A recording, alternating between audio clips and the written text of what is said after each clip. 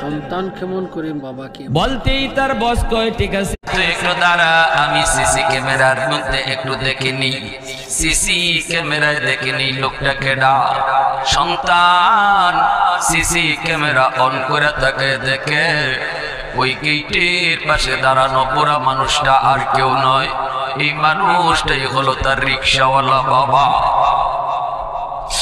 বাবাকে দেখার পরও তার দিল নরম হয় না, কারণ যেই মানুষটা বেশি বেশি গুনাহ করে তার দিল শক্ত হয়ে যায়। আওয়াজ দিয়ে এখন ঠিক কিনা? গুনাহ মানুষের দিলকে শক্ত করে দেয়।